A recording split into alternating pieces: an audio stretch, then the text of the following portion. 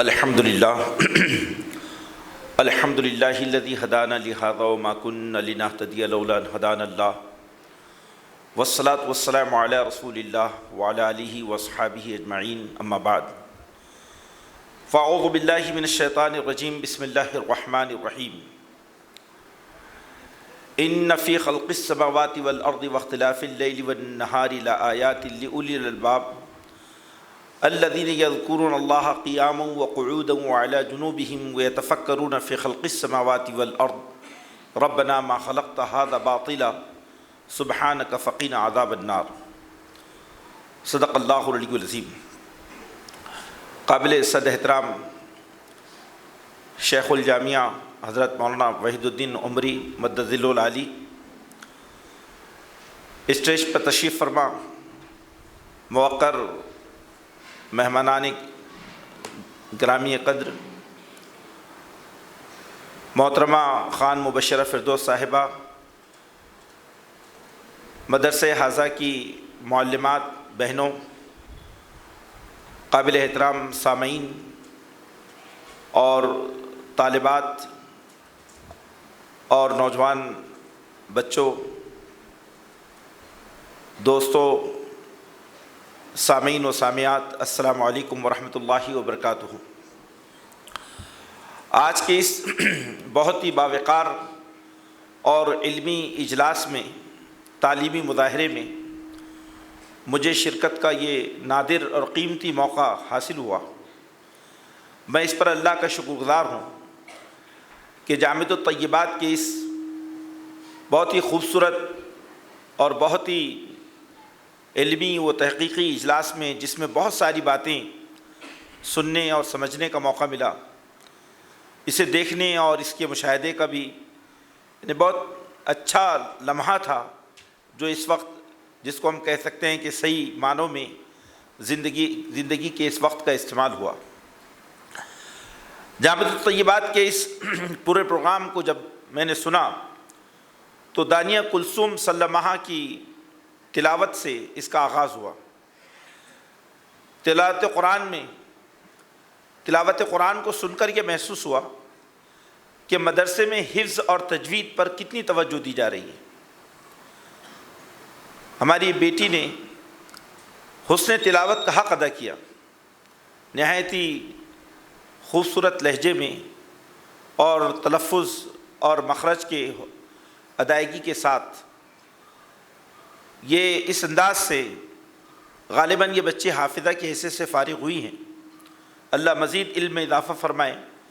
یہ گویا کہ پوری طالبات کی نمائندگی تھی کہ یہاں پر کس قدر محنت شاقہ کے ذریعے قرآن مجید بچوں کو ازبر کرایا جا رہا ہے، حفظ کرایا جا رہا ہے۔ دوسری ایک چیز یہ سامنے آئی کہ مختلف زبانوں میں نمائندہ تقاریر کی گئیں، اور نمائندہ تقاریر میں بھی اس بات کا پورا خیال رکھا گیا کہ ہمارے موجودہ زمانے میں جو انسانیت کے بہت بڑے مسائل ہیں، ان کو ہماری طالبات کیسے ایڈریس کریں۔ جیسے متاع غرور یا متاع غرور، وَمَا الْحَيَاةُ الدُّنْيَا إِلَّا مَتَاعُ الْغُرُورِ، قرآن مجید نے کہا ہے، اس میں سورہ آل عمران کی آیت کریمہ کو سامنے رکھ کر جو خود اعتمادی اور خدا اعتمادی کے ساتھ ہماری طالبہ نے گفتگو کی، اس کے بعد انگریزی زبان میں اسلام کے عدل اور قسط کے نظام کو، یا اسلام کا جو بہت ہی آئیڈیل سوسائٹی کا جو کانسیپٹ ہے، اس کو پیش کیا گیا۔ اور جتنے عنوانات یہاں آئے ہیں بزبان ہندی، اسلام میں مہیلا کا مقام، سود اور اس کی تباہ کاریاں، پھر اسی طرح سے عربی زبان میں تقریر جو ہماری بچی نے یہاں پیش کی کہ امت مسلمہ کا جو فریضہ منصبی ہے شہادت حق، اس پر بہت ہی اچھی گفتگو قرآن کی آیات کی روشنی میں پیش کی گئی۔ بہرحال بحیثیت مجموعی یہ جو پورا پروگرام ہے، اس پروگرام کے ذریعے دراصل صرف رٹی رٹائی تقریریں نہیں تھیں، بلکہ طالبات کے ذہنوں میں خودی اعتراف ذات، اپنے مقام کا ادراک، شعور ذات، ان چیزوں کو جو ہے سمجھانے کی کامیاب کوشش کی گئی۔ میں اس اہم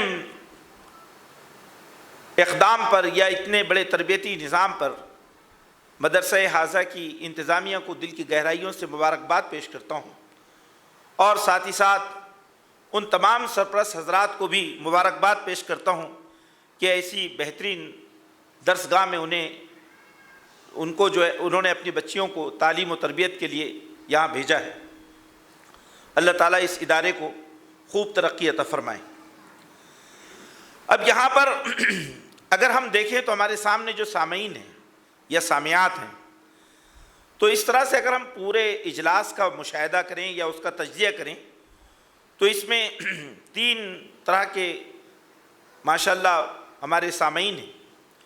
ایک تو ہماری طالبات ہیں جو زندگی کے میدانوں میں قدم رکھنے والی ہیں، جو مدرسے سے فارغ ہو رہی ہیں یا جو مدرسے میں ابھی زیر تعلیم ہیں، اور دوسرے ہماری وہ بہنیں ہیں کہ جو یہاں پر بڑی تعداد میں اس پروگرام کی سماعت کے لیے تشریف لائی ہیں، اور جو ہماری ان بچیوں کی مائیں ہیں یا ان کی رشتہ دار بھی ہیں۔ اور ٹھیک اسی طرح اس اجلاس میں ہمارے سامنے جو مرد حضرات موجود ہیں جو ان بچیوں کے والد ہیں یا ان کے سرپرست ہیں، یا جو اپنے قیمتی وقت کو یہاں اس لیے لگا رہے ہیں تاکہ امت کی نسلوں کی ہمت افزائی کریں، بلا شبہ وہ بہت ہی سمجھیے کہ بہت دانشوری کا قدم ہے کہ ہمارے لوگ کسی بڑے ادارے کے ذمہ دار، یہاں علماء کرام، پروفیسرز، ڈاکٹرز اس اجلاس میں صرف اس لیے شریک ہوں تاکہ ہم اپنے ننھے منھے بچوں کو جو ہمارے مستقبل کے معمار ہیں، جو ہمارا آنے والا مستقبل ہیں، ہم اپنے وجود سے، اپنے پریزنس سے ان کی ہمت افزائی کریں اور آنے والے دور میں ان کو پورے اعتماد کے ساتھ داخل کریں۔ بلا شبہ یہ 3 طرح کے ہمارے سامعین ہیں۔ سب سے پہلی، چونکہ وقت بہت کم ہے، میں اختصار کے ساتھ پہلے اپنی فارغات جو بچیاں ہیں ان کی خدمت میں کچھ باتیں رکھنا چاہتا ہوں۔ دیکھیے، ہم جس دین سے وابستہ ہے اس دین کی اساس اخلاص ہے۔ بخاری شریف میں سب سے پہلی حدیث امام بخاری رحمۃ اللہ علیہ نے اخلاص کی بنیاد پر رکھی۔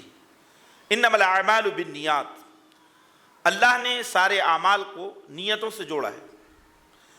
تو اس لیے ہم تمام سامعین کو، بطور خاص ہماری طالبات کو، زندگی کے بڑے سے بڑے مشن کو جوڑتے وقت، بڑے سے بڑے مشن کو اختیار کرتے وقت اپنے دل میں ہمیشہ اس بات کو زندہ اور پائندہ اور تابندہ رکھنا چاہیے کہ یہ کام میں صرف اللہ کے لیے کر رہی ہوں، یہ کام میں صرف اللہ کے لیے کر رہی ہوں۔ قرآن مجید نے اس کو وجہ اللہ کہا، اللہ کی خوشنودی ہے نا۔ قرآن مجید نے اس کو رضوان من اللہ اکبر کہا۔ بہت سارے الفاظ قرآن میں اس کے لیے استعمال ہوئے۔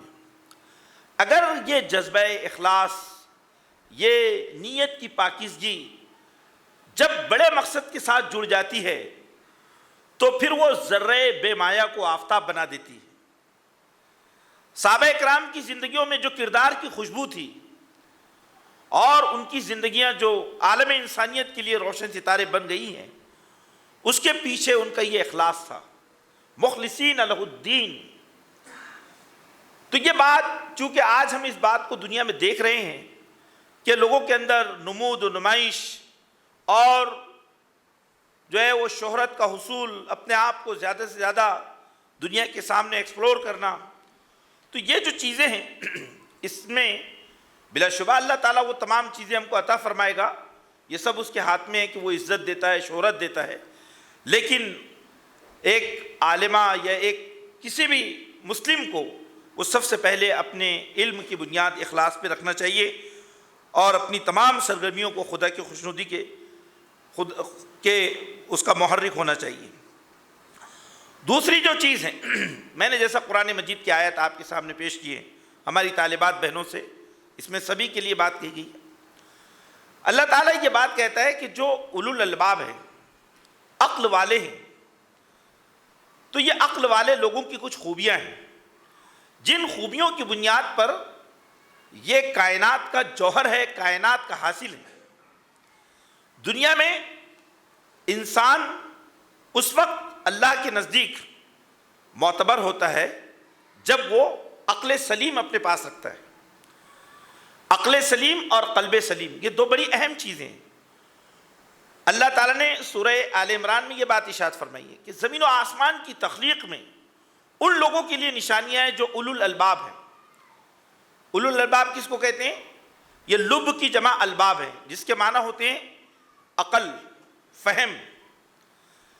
اصل میں چیزوں کا جو جوہر ہوتا ہے وہ جوہری سے چیزیں بنتی ہیں یا اس سے اپنا مقام پاتی ہیں، تو انسان کا جوہر عقل ہے۔ اللہ یہ فرماتا ہے کہ انسان کی جو عقل ہے اس عقل کے اندر 4 باتیں ہونی چاہیے۔ 4 باتیں ایسی ہیں جو عقل انسانی کو عقل سلیم بنا دیتی ہے۔ اس میں پہلی بات کیا ہے؟ تذکر ہے۔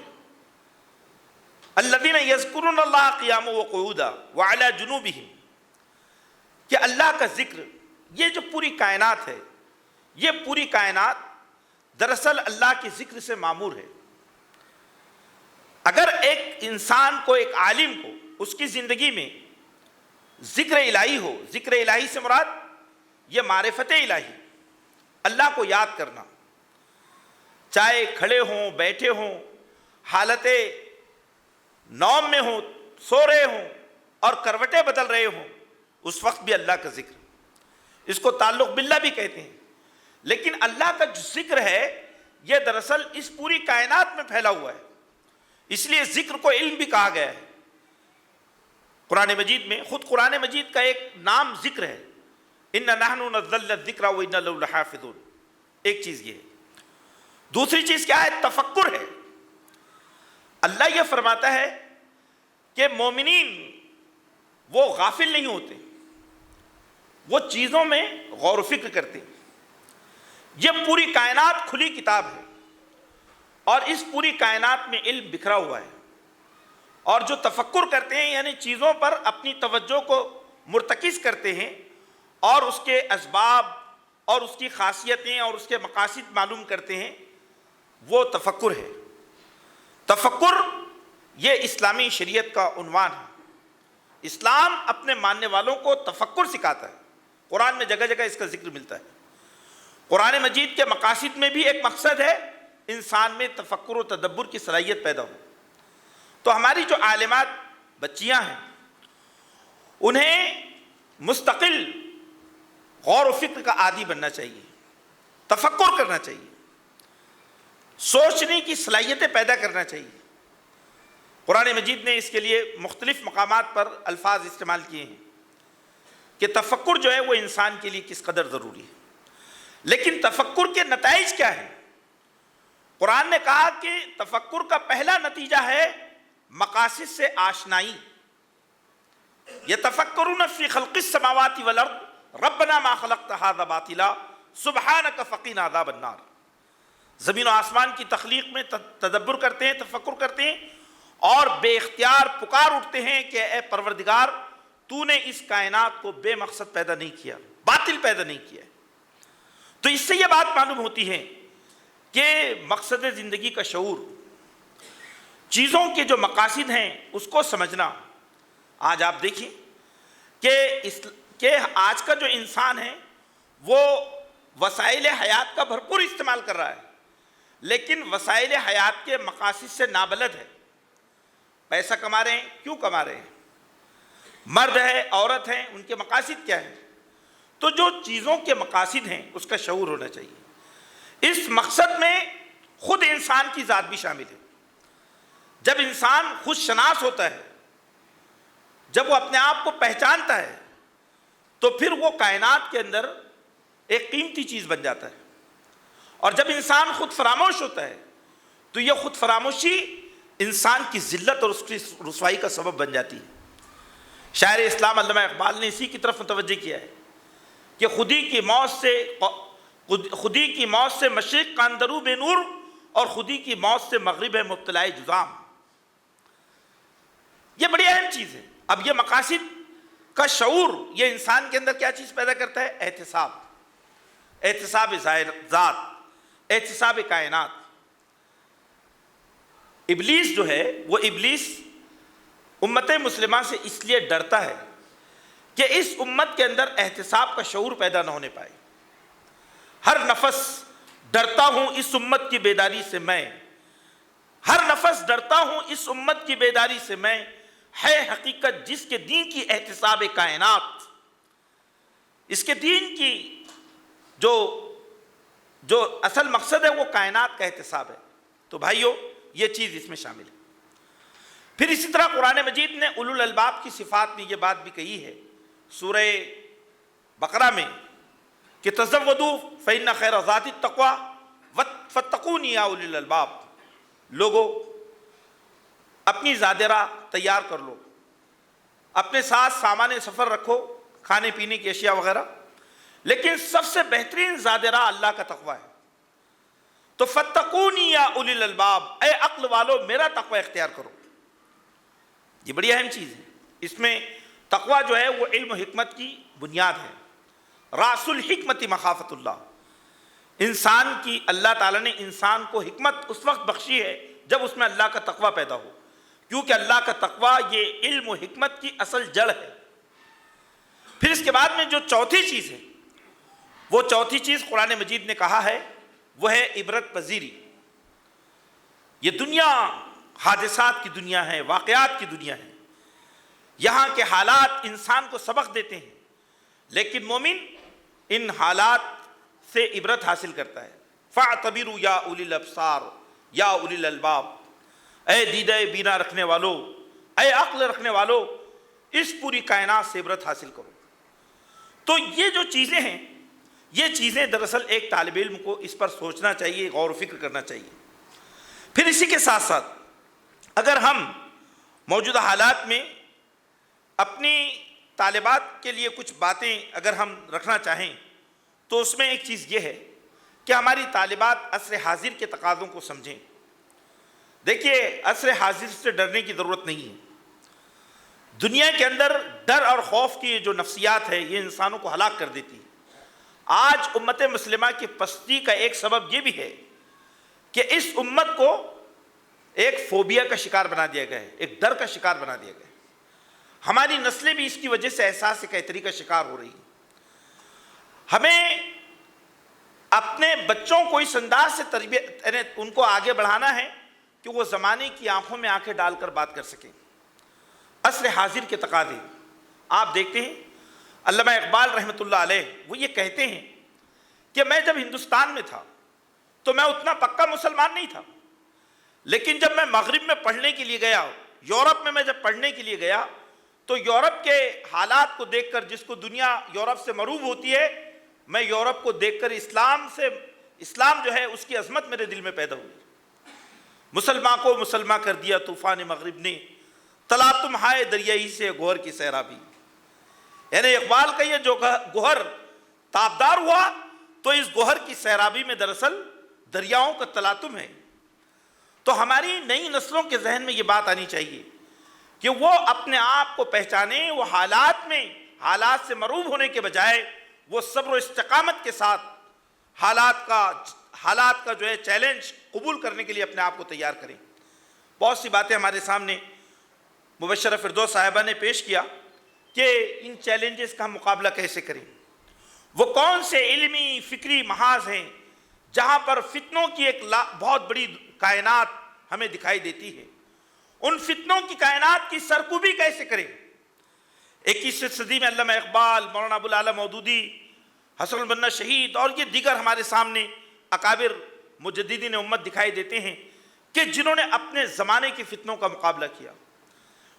علماء اکرام اور عالمات کا اصل میدان یہ ہوتا ہے کہ امت کو علمی اور فکری جو چیلنجز ہیں اس کا مقابلہ کرنے کے لیے انہیں تیار کرے، اور اس کے لیے جو ہے وہ دراصل علم کی ضرورت پیش آتی ہے۔ پھر اسی طرح سے اس بات کو ہمیشہ ذہن نشین رکھیں کہ ہم ایک داعی امت ہے، میدان دعوت اس کے تقاضے ہیں، تو دعوت کے میدان میں ہماری جو تیاری ہے وہ بہت ضروری ہے۔ اور اسی کے ساتھ بہت سی باتیں آپ کے سامنے آ چکی ہیں، لیکن یہ نقطہ بھی بہت اہم ہے ہماری طالبات کے لیے کہ مسالک سے بالاتر ہو کر سوچیں۔ دیکھیے، علم دین کے ساتھ میں ہمیں حکمت دین کو بھی سمجھنا چاہیے۔ دین کے مقاصد کیا ہے، اسلام کے مقاصد کیا ہے، وہ ہمارے سامنے ہونا چاہیے۔ آج ہم علماء کرام کو دیکھتے ہیں کہ ان میں کی بڑی تعداد فروعی مسائل پر اپنے وقت کو ضائع کرتی ہے۔ فروعی مسائل پر وقت کو ضائع کرنے سے ہم دراصل اپنے وقت کو ضائع کرتے ہیں۔ فروعی مسائل اس کی اپنی ایک اہمیت ہے، لیکن اصل اسلام کی کلیات ہے، اسلام کے وہ فرائض ہیں، اسلام کے وہ ارکان ہیں، اسلام کا وہ اعتقادی نظام ہے جس پر وہ انسانی تمدن کی تعمیر کرتا ہے۔ ہماری طالبات کو اس کا بھرپور شعور ہونا چاہیے۔ یہ مسلکی تعصبات، یہ مسلکی فروعی جو اختلافات ہیں، اس میں الجھنے کے بجائے امت کو کلیات پر جمع کریں، اصول پر جمع کریں۔ یہ آج علماء کرام کے لیے سب سے زیادہ ضروری ہے۔ نبی پاک صلی اللہ علیہ وسلم نے حجۃ الوداع کے موقع پر جب آپ نے صحابہ کرام کو عظیم جو ہے نصیحتیں فرمائیں، اس میں سے ایک یہ بھی تھی جو آپ نے کہا عرفات کے میدانوں میں اور حرم پاک کے درمیان کہ من صلی صلاتنا واستقبل قبلتنا واکل ذبیحتنا فہو منا۔ پھر اس کے ساتھ ساتھ میں آپ کے سامنے یہ بات رکھنا چاہتا ہوں کہ نئی نسلوں کی تربیت کا ایک تو میدان ہو سکتا ہے جس پر گفتگو ہماری بیٹی نے کی ہے، ایک ہمارے سامعین و سامعات جو یہاں موجود ہیں، کہ ہم اپنی نسلوں کی تربیت میں کون سی چیزیں ہیں جس کا ہم خیال رکھیں۔ بڑی تعداد میں یہاں پر بزرگ ہمارے والدین موجود ہیں اور سماج کے بااثر لوگ موجود ہیں۔ دیکھیے، سب سے پہلی جو تربیت ہے نئی نسل کی، وہ اعتقادی نظام کی۔ ہمارے معصوم بچے جو دنیا میں آتے ہیں، ان کا جو اعتقادی نظام ہے، ان کی جو اعتقادی تربیت ہے، اس پر فوکس کریں کہ بچے شرک کی قباحتوں سے اور شرک کے جتنے چور دروازے ہیں اس سے واقف ہوں۔ یہ بہت اہم چیز ہے، کیونکہ یہیں سے دراصل ان کی پوری شخصیت کی تعمیر ہوتی ہے۔ انسان کی شخصیت پر اس کا اعتقادی نظام غیر معمولی اثر ڈالتا ہے۔ اس لیے توحید خالص ہماری نسلوں کے اندر داخل ہونا چاہیے۔ یہی توحید خالص ہمارے بچوں کو ابراہیمی کردار کے لیے تیار کرے گی۔ اس بات کا ہم عزم کر لیں کہ ہمارا ہر معصوم جو ہماری گود میں ہے وہ توحید خالص کا حامل ہوگا، اسے رسالت اور آخرت کا صحیح سبق دیا جائے گا، کیونکہ یہ ایک چیلنج ہے ہمارے لیے۔ دوسری جو چیز ہے وہ دوسری چیز یہ ہے کہ ہم اپنے بچوں کی اعتقادی تربیت کے بعد روحانی تربیت پہ فوکس کریں۔ روحانی تربیت یہ ہے کہ بچوں میں خدا خوفی پیدا ہو، بچے روزوں کے عادی بنیں، نمازوں کے عادی بنیں، بچوں کی زبانیں ذکر الہی سے تر ہو۔ یہ جو چیز ہے روحانی نظام جو ہے، یہ دراصل انسان کو زندگی کے میدانوں میں جنسیات سے روکتا ہے، شہوت پرستی سے روکتا ہے، اخلاقی برائیوں سے روکتا ہے۔ روحانی تربیت کے لیے اپنے بچوں کی روحانی تربیت، آپ کو معلوم ہے یہ ایک بہت بڑا چیلنج ہے آج کے زمانے میں۔ تمام ماہرین تعلیم اس بات کو لے کر پریشان ہیں۔ میں اگر آپ کو کچھ واقعات اس کے سناؤں تو شاید ہمارے رونگٹے کھڑے ہو جائیں کہ ہمارے بچے جو 7 اور 8 اور 9 میں پڑھ رہے ہیں، ان بچوں کے اندر جو جنسی آوارگی پیدا ہو رہی ہے خوفناک ہے۔ اور اس پر خود دنیا کے کئی ممالک نے ریسرچ کیا کہ ایسا کیوں ہے، تو انہوں نے کہا کہ اس کی وجہ دراصل یہ ہے کہ بچوں کی روحانی تربیت نہیں ہے۔ روحانی تربیت نہ ہونے کے نتیجے میں یوسفی کردار ناپید ہوتے جا رہے ہیں، اپنی بیٹیوں کی اور اپنے بچوں کی بھی۔ حیا نہیں ہے زمانے کی آنکھ میں باقی، خدا کرے کہ جوانی تیری رہے بیدار۔ یہ دوسرا میدان ہے۔ پھر تیسرا میدان کیا ہے؟ تیسرا میدان یہ نسل سے میں کہنا چاہتا ہوں کہ ہمارے بچوں کی جسمانی تربیت، فزیکل فٹنس۔ ہماری بیٹیاں یہاں موجود ہیں، بیٹیاں فزیکلی فٹ ہو، ہمارے بچے صحت اور تندرستی کے اعتبار سے زندگی کے میدانوں میں سب سے توانا اور سب سے مضبوط ہمارے قوم کے بچے ہو۔ نبی پاک صلی اللہ علیہ وسلم نے کیا فرمایا تھا؟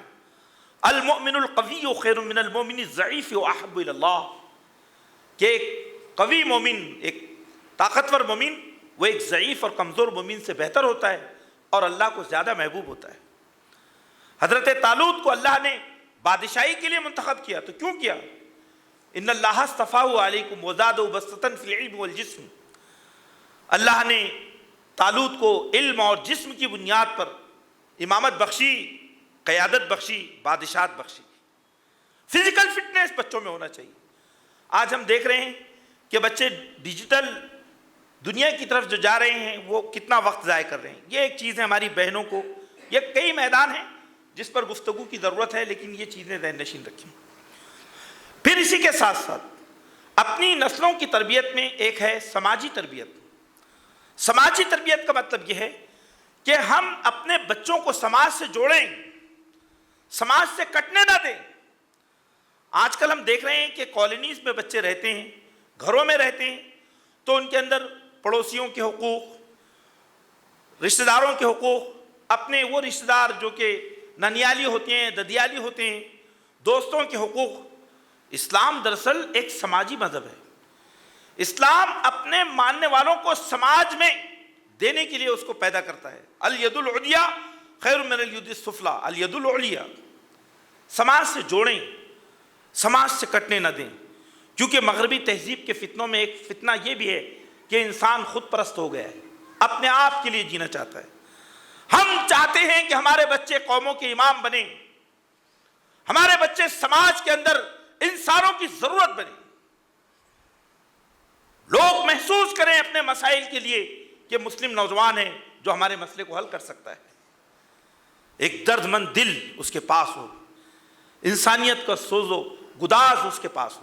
یہ بہت اہم چیز ہے۔ پھر اسی کے ساتھ ساتھ تربیت کے میدانوں میں ایک اہم تربیت جس کی طرف ہمیں فوکس ہونا ہے وہ ہے اپنے بچیوں اور اپنے بچوں کی جنسی تربیت۔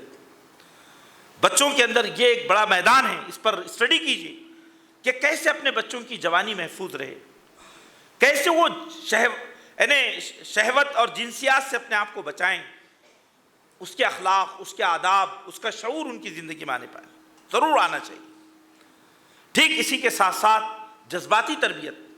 جذباتی تربیت کا مطلب تحمل، بردباری، اپنی ذات پر کنٹرول، صبر، عزیمت، استقامت، یہ جو بلند خوبیاں ہیں جو قرآن بیان کرتا ہے، یہ خوبیاں بچوں میں پیدا ہونا چاہیے۔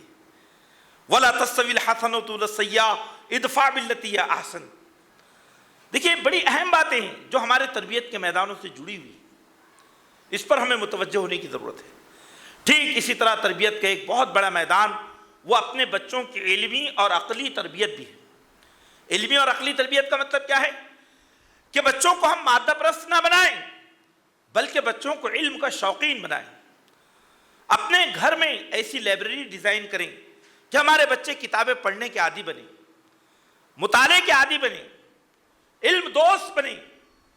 دیکھیے یہ بہت بڑی بات ہے، یہ ہماری مسجد ہے، مسجد میں بچے آئیں، کتابیں پڑھیں، تو علم دوست ماحول پیدا کرنا یہ دراصل پورے سوسائٹی کا کام ہے، پوری سوسائٹی کا کام ہے۔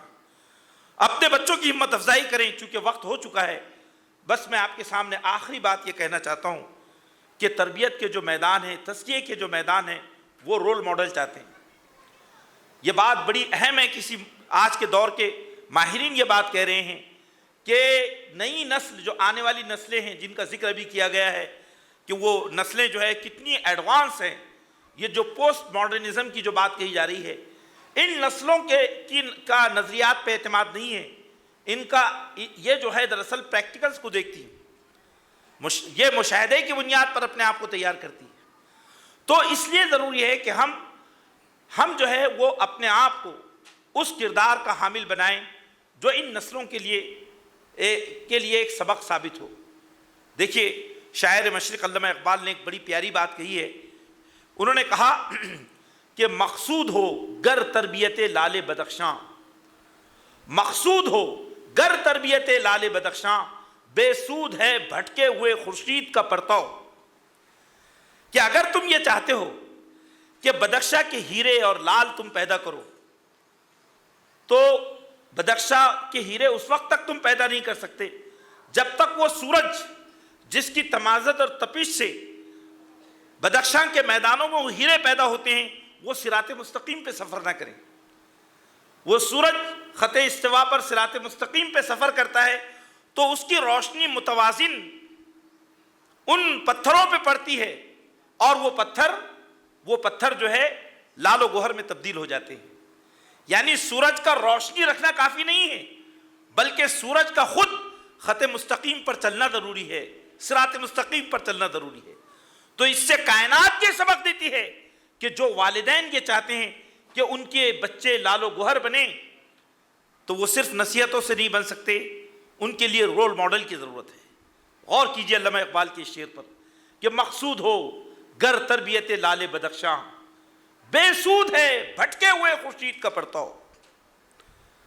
آخر میں اس شعر کے ساتھ کہ بڑا ہی بہت خوبصورت منظر ہے جو مجھے آج دیکھنے کا موقع ملا، ایک عزم کے ساتھ ہم یہاں سے اٹھتے ہیں کہ عزم محکم ہو تو سرگرم عمل ہو کر ہم، عزم محکم ہو تو سرگرم عمل ہو کر ہم، آؤ ذروں سے کریں چاند ستارے پیدا، آؤ ذروں سے کریں چاند ستارے پیدا، اور ڈوبنے والوں کو تو ساحل بھی ڈبو سکتا ہے۔ جو ہلاک ہونا چاہے ڈوبنا چاہے وہ کناروں پر بھی مر سکتی ہیں۔ ڈوبنے والوں کو تو ساحل بھی ڈبو سکتا ہے، ورنہ طوفان میں بھی ہوتے ہیں کنارے پیدا۔ اللہ سے دعا ہے اللہ ہمارے ان بچوں کی حفاظت فرمائیں، انہیں اللہ تعالیٰ روشن اور خوبصورت مستقبل عطا فرمائیں، انہیں علم و فن کے امام بنائیں، ان کو جو ہے ایک داعی اللہ بنائیں، اور دنیا و آخرت میں انہیں سرخ روئی عطا فرمائیں۔ رب کریم اسی طرح سے ہم تمام کو صراط مستقیم پر چلنے کی توفیق عطا فرمائیں، ہمارے لیے آسانیاں پیدا فرمائیں۔ اس مدرسے کو جو مستقل نئی نسلوں کی تربیت کے لیے کوشاں ہیں، اللہ اس مدرسے کو ترقی دوام عطا فرمائیں، اور اس کے منتظمین کو اجر عظیم عطا فرمائیں۔ ربنا تقبل منا انك انت السميع العليم وتب علينا انك انت التواب الرحيم، واخر دعوانا الحمد لله رب العالمين۔ جزاک اللہ خیر۔